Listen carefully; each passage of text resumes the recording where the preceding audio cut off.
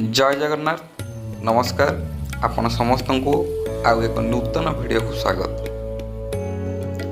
आज आम बुलवा जा माँ समलेश्वरी मंदिर पश्चिम ओडिशार एक मुख्य सहर होउची संबलपुर। संबलपुर सहरटी माँ समलेश्वरी नाम अनुसार नामित होइछि।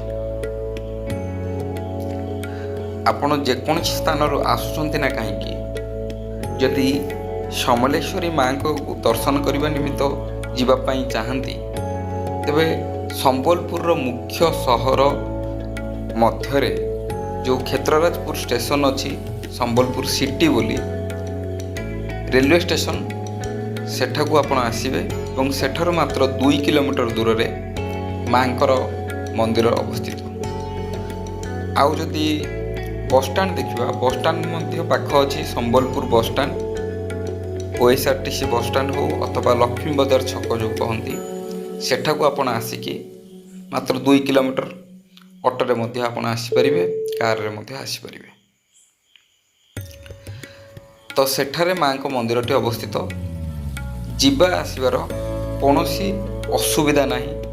सबुबले सिटी ऊपर जेहेतु मंदिरटी अवस्थित आपण सुविधार यातायात करें।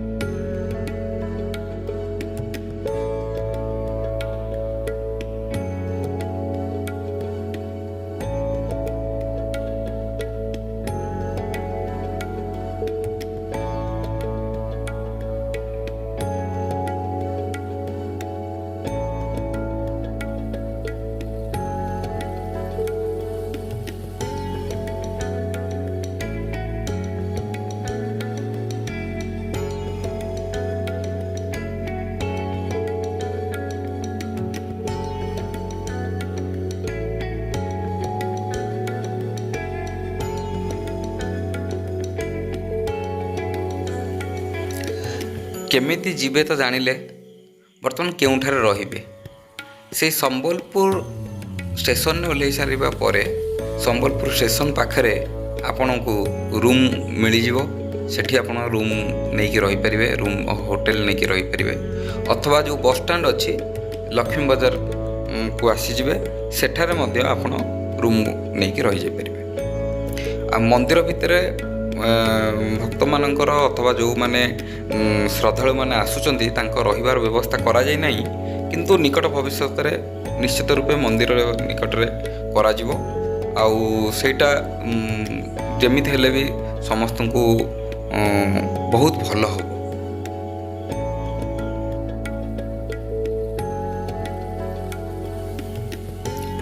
केमिति जीवे और केउठारे रहिबे तो जानले पाखापाखि केते पैसा खर्च हो। तो आपड़ जदि आमर भुवनेश्वर ठारू धरा जीवो आपड़ जदि ट्रेन में जाउचंती पाखापाखि स्लीपर रे गले 200 ରୁ 300 टंका भितर लगुचे। तापर सेटारे आपण होटल रहिबे दिन हिसाब से सेटा आपण रेंट देबे।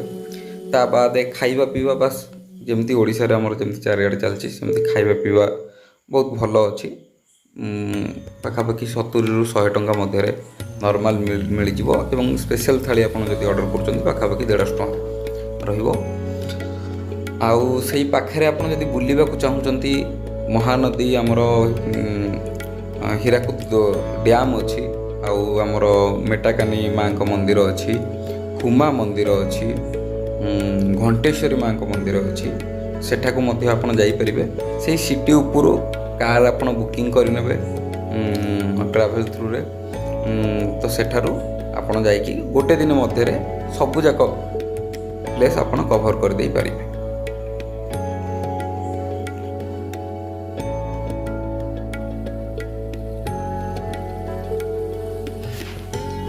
तो देखि पारुथिबे किभଳି भाबरे प्राकृतिक सौंदर्य पूरा भरा रही। आउ एबे बहुत सुंदर रूपे सजा मध्य हो जाइए मंदिरटी। मंदिर पाखरे आखपाखे आपण बहुत गोटे शांत परिवेश पाइबे, बहुत सुंदर मुहूर्त आपण रहिबो। थरे समय बाहर करी माँ समलेश्वरी दर्शन निमित्त जातु देखिए କେତେ ସୁନ୍ଦର ଲାଗିବ, ନିଶ୍ଚିତ ରୂପେ ଏକ ସୁନ୍ଦର ଅନୁଭୂତି ଆପଣ ପାଇପାରିବେ।